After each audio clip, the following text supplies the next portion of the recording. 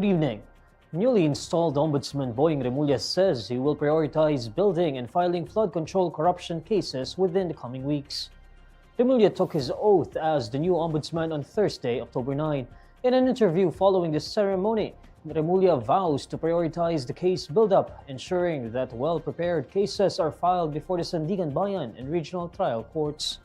I think that this is an emergency situation pagdating sa nangyari sa DPWH. I think that we have to concentrate on that, do case build-up, and make sure that a very well-prepared case or cases are filed before the Sandigan Bayan and the RTCs, whichever the case may be. So, ang timeline niya will depend on that. Pero malamang yan, within the next few weeks, pag nag-file kami, ready kami for trial. Remulla emphasizes that the buildup of cases will be based on evidence, regardless of whether the personalities involved are powerful figures. When asked to comment on critics of his appointment as ombudsman, Remulla simply shrugs it off. Hindi sino, pero anong kaso? Anong ebidensya?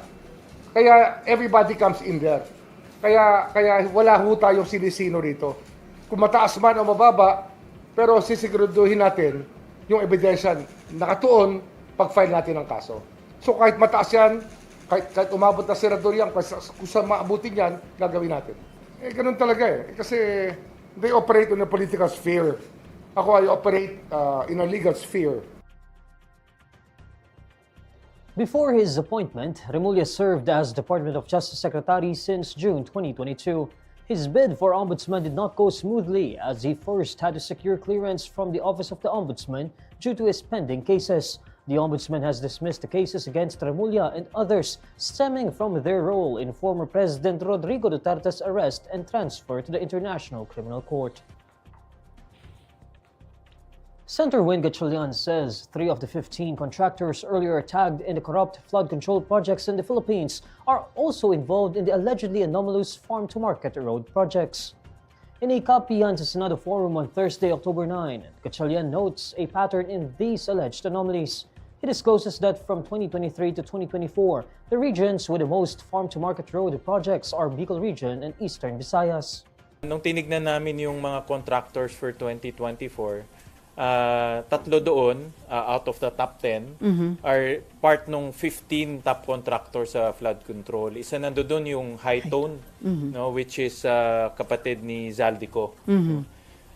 So, para sa akin, hindi coincidental ito lahat. No? Pero isa ring nakikita namin na itong mga contractors ng flood control, hindi limitado sa flood control. During a hearing on Wednesday, October 8, Gatchalian revealed that over 10 billion pesos worth of farm-to-market roads programmed under the 2023 and 2024 national budgets were extremely overpriced. He disclosed that one project cost 23 times more than the standard price set by the Department of Public Works and Highways. During Thursday's forum, Gatchalian says he will recommend to the Senate Blue Ribbon Committee and the Independent Commission for Infrastructure to look into the scheme as well.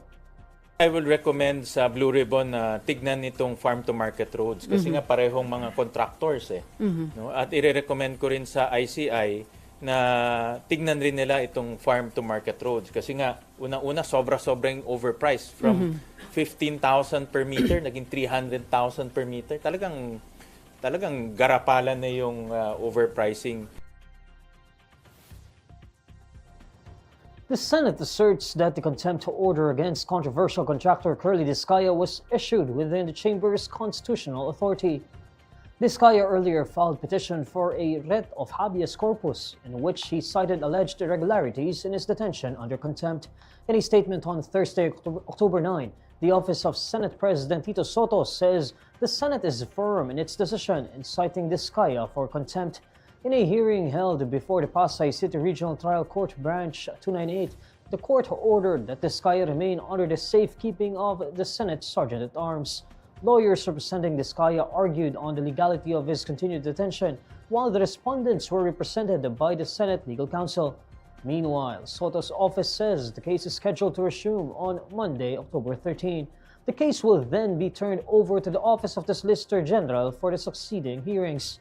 The Senate Blue Ribbon Committee cited Discaya for contempt after the contractor allegedly lied. The decision stemmed from Soto's query as to why Curlee's wife, Sarah, failed to attend the hearing. The Office of Public Counsel for Victims is urging the International Criminal Court to deny former President Rodrigo Duterte's request for an indefinite adjournment of all legal proceedings against him.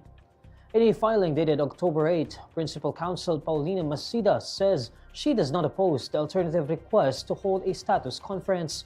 This would allow parties and participants to discuss available options and scheduling matters. However, she stresses the need to reject the defense's bid for an indefinite adjournment of the proceedings.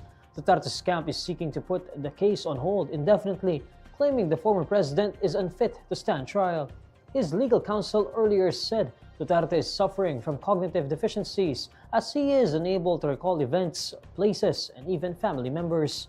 Masida argues that the primary relief sought by the defense is not justified because the requirements for such a pause have not been met.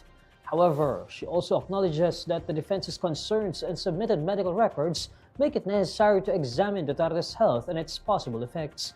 She adds that the assessment of Duterte's health must be conducted urgently to avoid delays in the proceedings.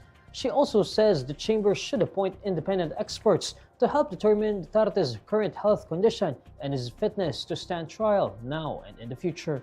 Duterte is under the custody of the ICC for crimes against humanity charges over his bloody anti-drug campaign.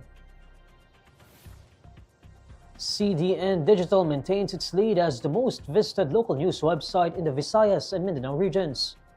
Based on the latest data from web analytics platform SimilarWeb, CDN Digital logged a total of 4.4 million visits from January to August 2025, topping other regional news outlets and lifestyle sites. CDN Digital also leads in unique visitors, page views, and average pages per visit. Visitors likewise spent more time on the site with an average visit duration of 1 minute and 51 seconds, higher than its competitors. The data reaffirms CDN Digital's position as the trusted and preferred online news source in Central and Southern Philippines. Additionally, CDN Digital achieved new milestones on social media, reaching 3 million followers on Facebook and 4.6 million likes on TikTok.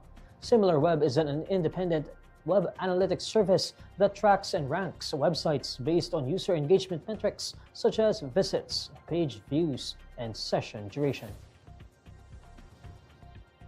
These are the stories you need to know today. I'm Neil Mercado. Follow INQUIRER.net on Facebook, X, YouTube, TikTok, Instagram, and Reddit. For more stories, visit INQUIRER.net. Good evening.